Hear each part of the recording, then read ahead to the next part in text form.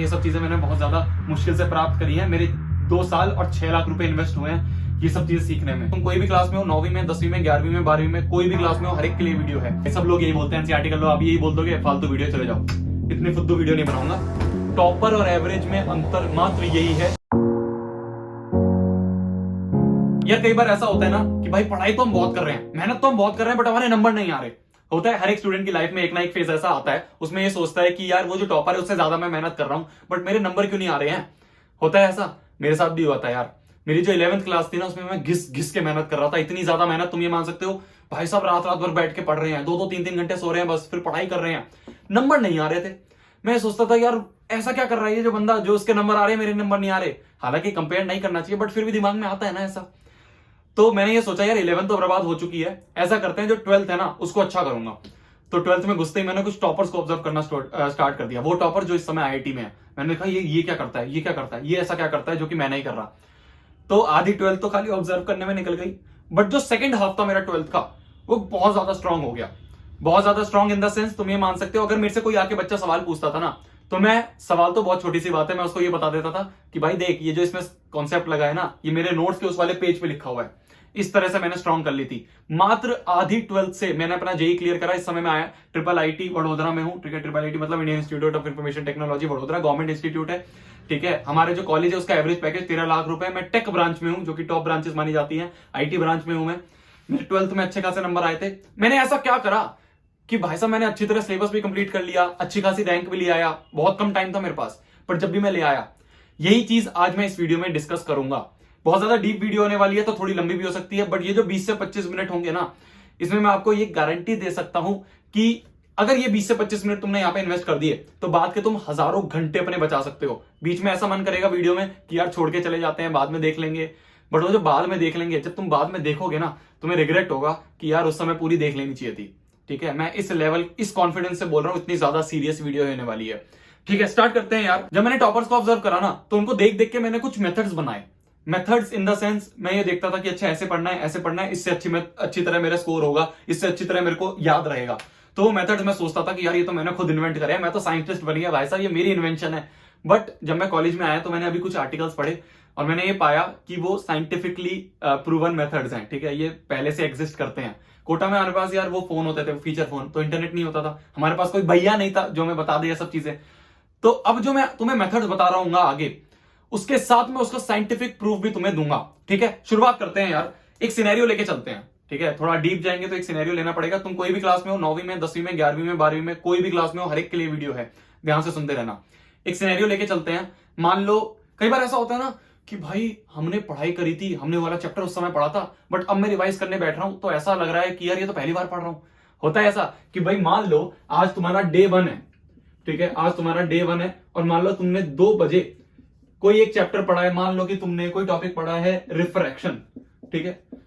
तो अगर मैं तुमसे आके 3 बजे पूछूं कि क्या तेरे को ये याद है, तुम कहोगे बिल्कुल 100% याद है यार, अभी तो पढ़ा है मेरे को, बहुत अच्छी तरह याद है, पूरा 100% है, ठीक है। अगर मान लो मैं तुमसे 3 दिन बाद आके पूछूं, मान लो मैं तुमसे डे 3 पे पूछूं कि क्या तुम्हें ये याद है, तुम कहोगे यार थोड़ा थोड़ा भूल गया, एक बार रिवाइज करने की जरूरत पड़ेगी, बट हाँ याद तो है, याद आ सकता है, तो थोड़ा सा कम हो गया। मान लो मैं तुम्हें आके पूछूं सीधा डे नंबर 16 पे, तो तुम कहोगे भाई बहुत ज्यादा दिन हो गए यार, अब तो एक बार वापस रिवाइज करना पड़ेगा, जब भी मैं बताऊंगा, तो और थोड़ा भूल गए हम।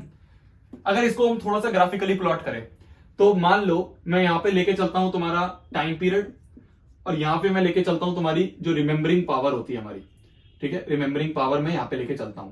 तो अगर मैं एक टाइम लू 1, जब तुमने डायरेक्ट उसी दिन पढ़ा है, तो मैं तुमसे आके पूछूं तो तुम कहोगे बिल्कुल भाई साहब 100% याद है, पूरा टॉपिक क्लियर है, ठीक है। तो पहले दिन पे जो तुम्हारी जो रिमेंबरिंग पावर 100 है, हर चीज तुम्हें याद है। मान लो मैं दूसरे दिन पे आके पूछूं तो तुम कहोगे थोड़ा सा यार, थोड़ा सा भूल रहा हूं।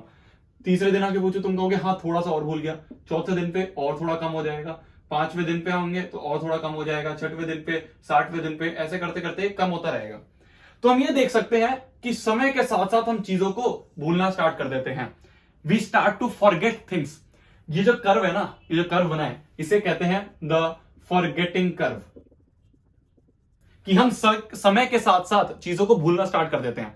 अब जो टॉपर और एवरेज बच्चा होता है ना, उसमें मात्र एक अंतर होता है कि जो टॉपर होगा वो इस फॉरगेटिंग कर्व को ब्रेक कर देगा, बट जो एवरेज बच्चा है वो इस फॉरगेटिंग कर्व को ब्रेक नहीं कर पाएगा। तो आगे की जो वीडियो है इसमें हम यही बात करेंगे कि कैसे हम इस फॉरगेटिंग कर्व को ब्रेक कर सकते हैं। तो ये मैंने तुम्हें अपने देसी भाषा में बता दिया, और ये जो थी ये तुम्हारी जो अंग्रेजी भाषा होती है ना, साइंटिफिकली प्रूवन भाषा, उसमें तुम्हें यहां पे मैंने समझा दिया। अब हम यही देखेंगे कि हम फॉरगेटिंग कर्व को कैसे ब्रेक करें।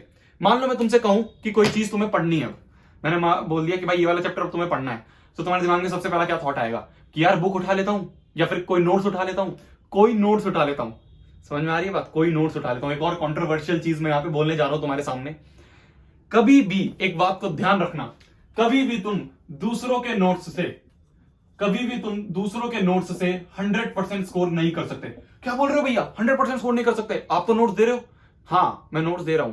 100% नहीं स्कोर कर सकते, तुम 95% तक तो लेके आ सकते हो, 95% ला सकते हो, बट 100% नहीं स्कोर कर सकते। साथ ही साथ अगर तुम्हारे को कॉन्सेप्ट स्ट्रॉन्ग करना है तो तुम कभी भी दूसरों के नोट से नहीं कर सकते। अगर तुम्हें कॉन्सेप्ट स्ट्रॉन्ग करना है और अगर तुम्हें बहुत तगड़ी वाली परसेंटेज लेके आनी है ना, तो तुम्हें हर चीज खुद करनी पड़ेगी। अब हर चीज कैसे खुद करनी पड़ेगी? देखो, जब मैं 12th में था, जो मेरे 12th का बोर्ड था ना, उसमें मेरे फिजिक्स में 92 नंबर आए थे। उस समय का फिजिक्स का पेपर सीबीएसई की हिस्ट्री में सबसे टफेस्ट पेपर माना गया था, बट फिर भी बहुत कम टाइम में मैंने रिवाइज करके, बहुत कम टाइम में मैंने प्रिपेयर करके 92 नंबर लेके आया था फिजिक्स में। ऐसा मैंने क्या करा? मैंने किसी के नोट्स नहीं लिए थे, मैंने किसी का कोई कोचिंग मटेरियल नहीं लिया था, मैंने किसी के कोई वीडियो लेक्चर नहीं देखे थे, मात्र एक बुक फॉलो करी थी जो कि थी एनसीईआरटी। अरे भैया एनसीईआरटी, आप भी उसी बात पे आ गए। सब लोग यही बोलते हैं एनसीईआरटी कर लो, आप यही बोल दोगे फालतू वीडियो, चले जाओ। इतनी फुद्दू वीडियो नहीं बनाऊंगा, ध्यान से सुनते रहो, डीप जाएंगे। हमें फॉरगेटिंग कर्व को ब्रेक करना है, समझ रहे हो? तो एनसीईआरटी कैसे पढ़नी है, बहुत ज्यादा स्मार्ट तरीके से कैसे पढ़नी है, वो मैं तुम्हें समझाता हूं। मान लो हम ये चैप्टर लेके चलते हैं इलेक्ट्रिसिटी। अब इस चैप्टर में जो नॉर्मल बच्चा होगा वो क्या करेगा? अरे भाई ठीक है यार, इलेक्ट्रिसिटी है, पढ़ना स्टार्ट करेगा, पढ़ेगा, एक बार रीड मार लेगा, पूरा चैप्टर रीड कर लिया, सोचेगा वाह भाई मेरी इलेक्ट्रिसिटी कंप्लीट हो गई। ये क्या है? ये एक नॉर्मल बच्चा है, ये एक एवरेज बच्चा है। हमें क्या बनना है? हमें टॉपर बनना है। तो हम किस तरह से रीड करेंगे वो समझो, ठीक है? थोड़ा सा मैं डीप जाने वाला हूं, वीडियो छोड़ के मत जाना, ध्यान से समझते रहो। We are familiar with air current and water current. We know that flowing water constitute water current. Similarly, if the charge flows through a conductor, for example, we say that there is electric current in the conductor in torch. ठीक है, यहां तक चलते हैं। What does a switch do? यहाँ पे question बन रहा है, What does a switch do? A switch, यहाँ पे मैं लिख देता हूं, a switch makes a conducting link between the cell and the bulb. अब तुम्हें क्या करना है? जो भी क्वेश्चन तुम इनके बीच में फ्रेम कर सकते हो, हर एक पेज में। मान लो ये पेज था तुम्हारा पहला पेज, इस पेज में तुम्हारा पहला क्वेश्चन क्या फ्रेम हुआ कि What does a switch do? तो तुमने यहां पे लिख दिया What does a switch। अभी राइटिंग थोड़ी गंदी सी आ रही है क्योंकि जल्दी जल्दी लिखूंगा, नहीं तो तुम छोड़ के भाग जाओगे। आगे बढ़ते हैं। तो तुमने एक पहला क्वेश्चन बनाया, उसका आंसर तुम्हें नीचे यहां पे ऐसे मार्क कर दिया। आगे बढ़ते हैं। A continuous and close path of electric current is called an electric circuit. एक और क्वेश्चन बन सकता है। तुम ये मानो कि तुम ये पैराग्राफ पढ़ रहे हो, फिर उसके बाद तुम कोई बच्चा तुम्हारे सामने बैठा है, उससे तुम कुछ क्वेश्चंस पूछोगे। तो कौन कौन से क्वेश्चन पूछोगे वो तुम्हें ऊपर लिखना है यहाँ पे। तो यहाँ पे एक और क्वेश्चन बन गया कि इलेक्ट्रिक सर्किट क्या होता है। तो इलेक्ट्रिक सर्किट की डेफिनेशन तुम यहाँ पे, एक और क्वेश्चन बन गया। ओके, आगे बढ़ते हैं। Now if circuit is broken anywhere, ठीक है, यहाँ से क्या, how does we express electric current. तो यहाँ पे इलेक्ट्रिक करंट की डेफिनेशन वापस आ गई। Electric current is express by the amount of charge flowing through. ठीक है, यहाँ तक। एक और क्वेश्चन यहाँ पे फ्रेम हो सकता है, कौन सा? इलेक्ट्रिक करंट क्या होता है, एक और क्वेश्चन यहाँ पे फ्रेम हुआ। आगे बढ़ते हैं। आगे हम यहाँ पे देख सकते हैं यहाँ पे देख सकते हैं कि in an electric circuit the direction of electric current is taken as opposite to the direction of flow of electrons. ठीक है, तो यहाँ पे हम एक और क्वेश्चन बन सकता है कि डायरेक्शन जो होती है वो क्या होती है, एक और क्वेश्चन बन गया। ठीक है, इस तरह से हम क्या करेंगे, हर एक पेज के ऊपर क्वेश्चंस बना देंगे। देखो तो मैंने अगले पेज में यहाँ पे क्वेश्चन बना दिए, फॉर्मूला ऑफ करंट, इस तरह से ये क्वेश्चन बना दिए, ऐसे मैंने अगले पेज पे कुछ क्वेश्चंस बना दिए। तो हमने क्या करा, हमने इस समय अंडरस्टैंडिंग वाला पार्ट चल रहा है, ठीक है, चैप्टर को समझने वाला पार्ट चल रहा है। हमने एनसीईआरटी पढ़ रहे हैं और उसके पेज के ऊपर कुछ क्वेश्चंस फ्रेम कर दिए जिसके आंसर नीचे लिखे हुए हैं। ठीक है, बेसिकली हमने अपने लिए कुछ शॉर्ट नोट्स टाइप बना लिए। समझ रहे बात को? क्या अभी तक हमने फॉरगेटिंग कर्व को ब्रेक करा है? नहीं, हमने नहीं करा है मच्छर, हमने नहीं करा। ठीक है, आगे बढ़ते हैं। अंडरस्टैंडिंग वाला पार्ट क्लियर हो गया है, तुमने एक बार चैप्टर पढ़ लिया है अच्छी तरह, अब तुम्हें थोड़ा थोड़ा चैप्टर याद है, समझते हैं। आगे बढ़े। जो सेकंड पार्ट है वो है रिमेंबरिंग वाला पार्ट। ओके, सेकंड पार्ट कौन सा है? सेकंड पार्ट है अपना रिमेंबरिंग वाला पार्ट। रिमेम्बरिंग वाले पार्ट में आगे हम और डिवाइड करें तो इसमें दो चीज आती है। पहली चीज आती है तुम्हारा रिवीजन, और दूसरी चीज जो आती है वो होती है टाइम टेबल के साथ revision. Most important part, revision ऐसा ही नहीं कि दरपेल करते रहे रिवीजन, नहीं ऐसे नहीं, एक प्रॉपर पैटर्न, एक प्रॉपर टाइम टेबल के साथ रिवीजन करना। ठीक है, डीप जाएंगे, फालतू बातें नहीं करूंगा, ध्यान से सुनते रहो। रिवीजन को भी हम आगे बात करें तो हम रिवीजन किस किस तरह से करेंगे। पहली चीज, हम चैप्टर्स को रिवाइज कर सकते हैं, जो हमने चैप्टर पढ़ा है उस चैप्टर को हम रिवाइज कर लेंगे। साथ ही साथ जो दूसरी चीज है वो क्या होगी, हम प्रीवियस ईयर क्वेश्चंस कर सकते हैं, हम प्रीवियस ईयर करेंगे, हम सैंपल पेपर्स करेंगे। ठीक है, इस तरह से हम रिवीजन करेंगे। तो रिवीजन और साथ में एक प्रॉपर टाइम टेबल के साथ रिवीजन। ओके, अब इस वाले में और डीप जाते हैं, इसमें इसको अभी हम यहीं पे होल्ड करते हैं, टाइम टेबल में थोड़ा सा डीप जाते हैं। पीछे की बैकग्राउंड नॉइज को आप प्लीज इग्नोर करिएगा। तो टाइम टेबल में और डीप जाएंगे। मैं तुमसे कहूं कि भाई तुम्हारे पास 10 दिन है और तुम्हें इन 10 दिनों में ये साइंस और ये मैथ्स जो है, कुछ चैप्टर साइंस के और कुछ चैप्टर मैथ्स के रिवाइज करने हैं। तो एक नॉर्मल बच्चा, एक एवरेज बच्चा क्या करेगा रिवीजन के लिए, बताते हैं क्या करेगा।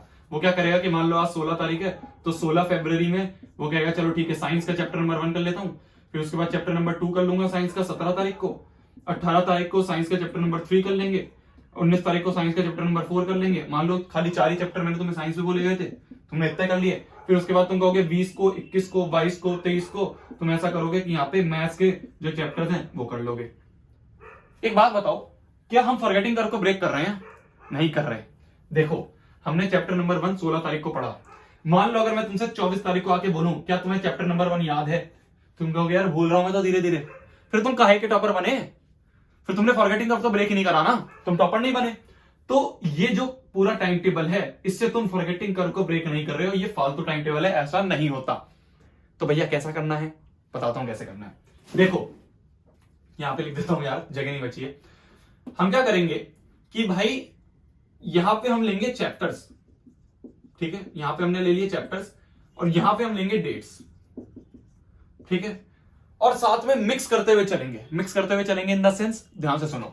मान लो हमने यहां पे लिख दिया कि साइंस का चैप्टर नंबर 1, साइंस का चैप्टर नंबर 1, फिर उसके बाद हमने लिख दिया साइंस का चैप्टर नंबर 2, फिर हमने लिख दिया मैथ्स का चैप्टर नंबर 1, फिर हमने लिख दिया साइंस का चैप्टर नंबर 3, फिर हमने लिख दिया मैथ्स का चैप्टर नंबर 5। ये सारे हमें रिवाइज करने हैं, साइंस का चैप्टर नंबर कुछ करके चैप्टर नंबर 6। ठीक है, ये सारे हमें रिवाइज करने हैं। मान लो आज तारीख है, तुम सुबह उठे, ठीक है, तुमने इतना बना रखा है, अब तुम सुबह उठे, आज 16 तारीख है, तो अब तुम सोचो कि तुम्हें किस में मन कर रहा है। मान लो तुम्हें साइंस पढ़ने का मन कर रहा है, तो तुम कहोगे यार आज साइंस का चैप्टर नंबर 1 रिवाइज कर लेता हूं, और ऐसा करता हूं कि मैथ्स का चैप्टर नंबर 5 भी आज ही रिवाइज कर लेता हूं। रिवाइज आराम से हो जाता है, 20 से 25 मिनट बनेंगे लगेंगे, मैं बताऊंगा अभी कि कैसे करना है। तो तुमने, तुम्हारा मन करा कि 16 को ये वाला रिवाइज कर लेता हूं और ये रिवाइज कर लेता हूं, ठीक है, तुमने इतना कर लिया। अब 17 को तुम सुबह उठे, तुमने कहा यार ऐसा करता हूं वापस साइंस का ये वाला कर लेता हूं, फिर अब साइंस का ये वाला कर लेता हूं। 18 को तुम कहोगे ये वाला और ये वाला कर लेता हूं, ठीक है। 19 को तुम आओगे, 19 को उठे, तुमने कहा यार एक बार तो वापस रिवाइज हो गए हैं, बट ऐसा करता हूं कि साइंस का एक बार वापस रिवाइज कर लेता हूं, बहुत दिन हो गए इसको करे हुए।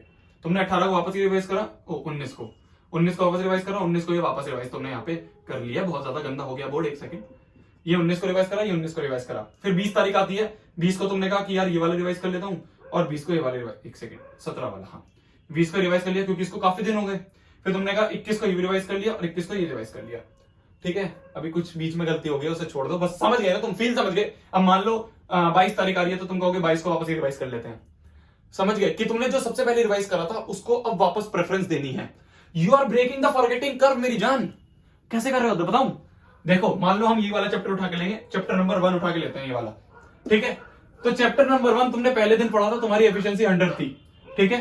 अब मान लो 19 तारीख आती है यहाँ पे, 19 तारीख मान लो आती है यहाँ पे, तो तुम इसको वापस रिवाइज कर रहे हो, ठीक है। 19 तारीख को तुम इसे वापस रिवाइज कर रहे हो, तो तुम्हारी एफिशिएंसी वापस 100% पे आ गई, ठीक है। तुम्हारी एफिशिएंसी वापस 100% पे आ गई।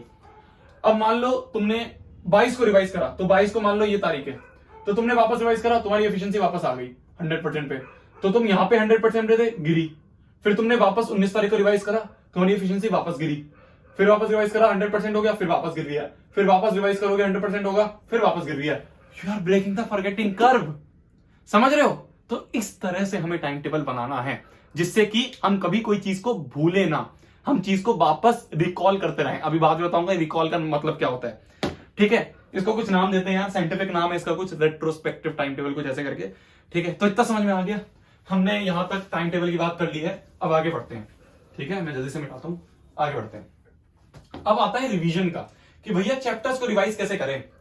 कोई नॉर्मल बच्चा होगा, वो चैप्टर को कैसे रिवाइज करेगा? वो उठाएगा अपनी एनसीईआरटी, और उठाने के बाद ठीक है भाई एनसीईआरटी उठाई, चलो भाई इलेक्ट्रिक सर्किट, ठीक है इलेक्ट्रिक करंट एंड सर्किट वापस पढ़ना लग जाएगा। मान लो उसने नोट्स उठा लिए किसी के, फिर उसके बाद वापस उसको नोट्स को पढ़ने लग जाएगा। ये क्या हो गया? एवरेज बच्चा। उसने फॉरगेटिंग कर ब्रेक करा? नहीं करा, एक ही चीज को वापस पढ़े जा रहा है। हमें क्या करना है? हमें फॉरगेटिंग कर को वापस ब्रेक करना है। तो हम क्या करेंगे? हम उन्हें उठाया चैप्टर, अब हम नीचे नहीं देखेंगे चैप्टर के, नीचे वाला जो पार्ट है उसे भूल जाओ। हमने उठाया चैप्टर इलेक्ट्रिसिटी। अब इलेक्ट्रिसिटी उठाने के बाद हम सबसे पहला क्वेश्चन पढ़ेंगे, what does a switch do. अब दिमाग में से सोचो कि हमने क्या आंसर याद करा था। सबसे पहली बार जब इलेक्ट्रिसिटी हमने, मान लो कौन सी तारीख को, 16 तारीख को मान लो हमने इलेक्ट्रिसिटी अब याद करा था, तो जो क्वेश्चन था what does a switch do, इसका आंसर क्या था? रिट्रीव करो अपने दिमाग में से। ठीक है, टॉपर और एवरेज में अंतर मात्र यही है कि जो टॉपर बच्चा है ना, वो दिमाग में से वापस चीजों को निकालता है, खींचता है, सोचता है कि यार क्या याद करा था, क्या याद करा था। और जो एवरेज बच्चा है वो क्या करेगा? वो उसको वापस पढ़ लेगा। समझ रहे हो बात को? तो इट्स अबाउट रिट्रीविंग। तुम्हें दिमाग में से वापस निकालना है, तुम्हें सोचना है कि क्या था answer, what does a switch do, what does a switch do, आ गया याद। अगला क्वेश्चन पढ़ेंगे, what is the definition of electric current. सोचो, आंसर नहीं देखना, 5-6 मिनट तक सोचते रहो, जब आंसर याद आ जाए बोलो, फिर उसके बाद देखो क्या आंसर तुमने सही बोला था। तो इस तरह से क्या करेंगे हम? इस तरह से हम हर एक चैप्टर का रिवीजन कर लेंगे। पहली बारी में हमें थोड़ा सा टाइम लग सकता है, बट जब तुम पहली बारी में थोड़ा सा टाइम लग सकता है, दूसरी बात करोगे 10 से 15 मिनट लगेंगे, तीसरी बात करोगे 5 मिनट में सारे क्वेश्चन के आंसर देते हुए चले जाओगे। ठीक है, तो तुम कैसे कर रहे हो? चैप्टर्स को रिवाइज कर रहे हो। अब तुम क्या कर रहे हो? वापस रिकॉल कर रहे हो। इसे हम कहते हैं एक्टिव रिकॉल। ठीक है, साइंटिफिक नाम ने, you are breaking the forgetting curve. समझ रहे हो?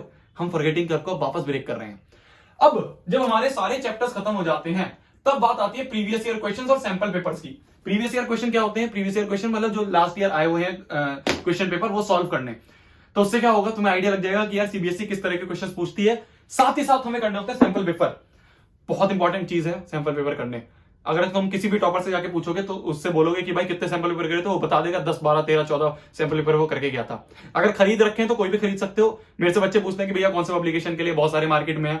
ठीक है, तो मैंने एक पूरी वीडियो बना रखी है डेडिकेटेड, उसे तुम जाके देख सकते हो। मैंने सब बताया कि कैसे सैंपल पेपर सॉल्व करने हैं, कब करने हैं, सब उसमें बता रखा है। ठीक है, उसमें बता रखा है कि मैंने काफी पब्लिशर्स के देखे थे, मेरे सामने यहाँ पे रखी हुई है सारी बुक्स। ठीक है, मैं दिखा देता हूँ। मैंने सारे पब्लिशर्स के लिए हुए थे, बट जो मेरे को सबसे सही लगा था वो था यार, एक सेकंड में मैं ना ये बीच में सॉल्व करा था 1-2 क्वेश्चन, तो मैंने को सबसे सही लगा था ओसवाल बुक्स। ठीक है, इनके काफी सही है यार, इनके सैंपल पेपर्स भी आते हैं, इनके प्रीवियस ईयर क्वेश्चंस भी आते हैं। ठीक है, इनका पूरा एक अमेजोन पे स्टोर बना हुआ है, मैंने वहीं से खरीदे थे, तो उसका लिंक भी मैं नीचे दे दूंगा, तुम ले सकते हो। कोई पेड प्रमोशन नहीं है मेरी जान।